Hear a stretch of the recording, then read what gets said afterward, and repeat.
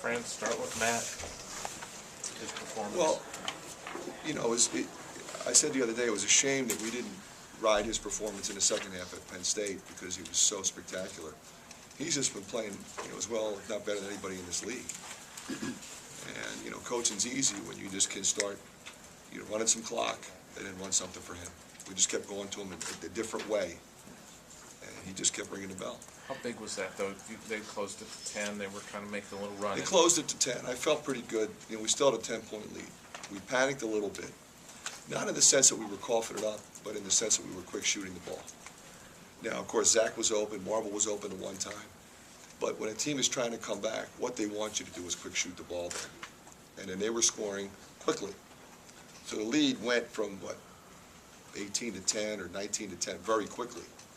And that's not what you want. You want to at least take some time. And they were getting very physical. Well, you're not going to get to the free throw line if you're just jump shooting the ball.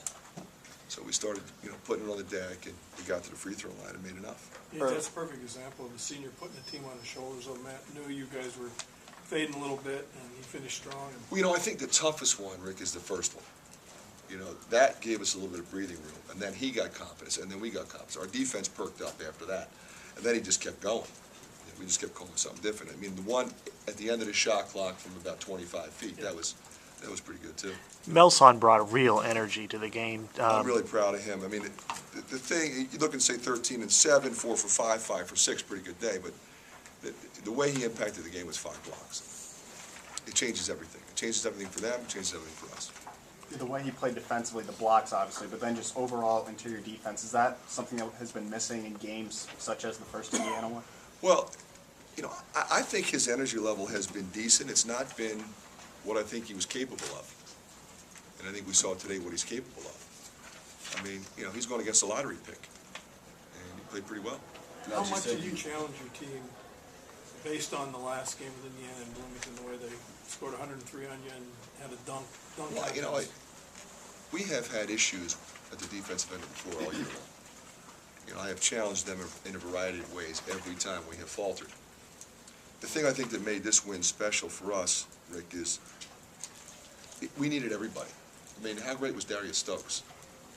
He plays 5 minutes, he gets a rebound, and then he gets a tip in. And played great defense, and played with great energy. Brandon Stubbs was fine. Andrew Brahman with a tip dunk. Archie's in for 1 minute, and he gets a rebound. So, actually 2 rebounds. So, all of that together, we can survive a 4 for 17 by Marble. And the fact that he was absolutely exhausted at the end of the game. I thought late Oglesby and Gatens really helped him handle the ball, and so did Aaron White. What triggered the rotation that you had there with, I believe it was Andrew, Gabe, and Darius, having all 3 of them in at once? Well, the one thing we had was when that lineup's on the floor, it's a little bit inexperienced, not so much with Andrew, with the other 2, but it's a lineup that has great size. So we could compete in the post, we could compete on the glass, and that's what we did. So whereas it's not necessarily as good offensively, it can actually be even better defensively. The rebounding was a big issue in Bloomington, and you guys won the battle of the boards.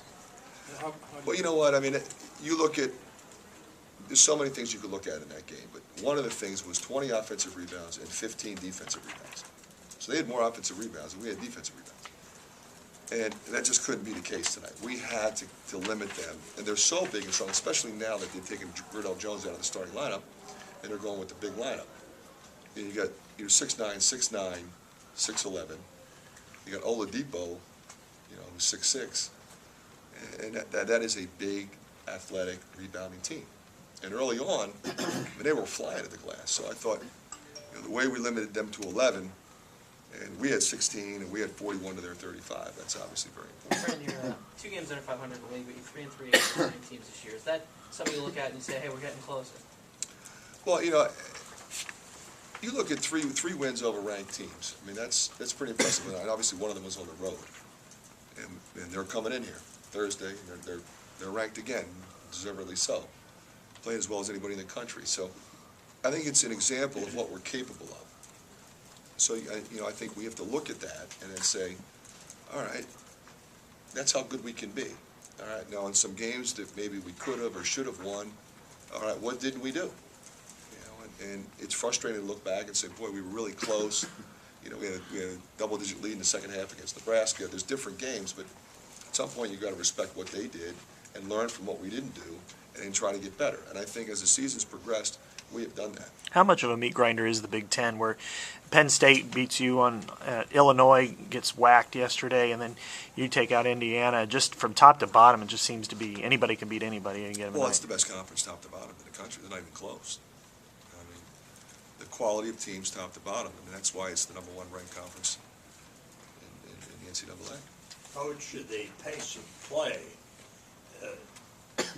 did you want to play at that pace at the start? Do you think you could wear them down? Well, you know what, I was a little bit, normally I would want to play faster, but with, you know, looking and saying, okay, Dev, you know, he's going to have to play 38. I mean, we played him 40 the other night. I didn't want to play him 40 today.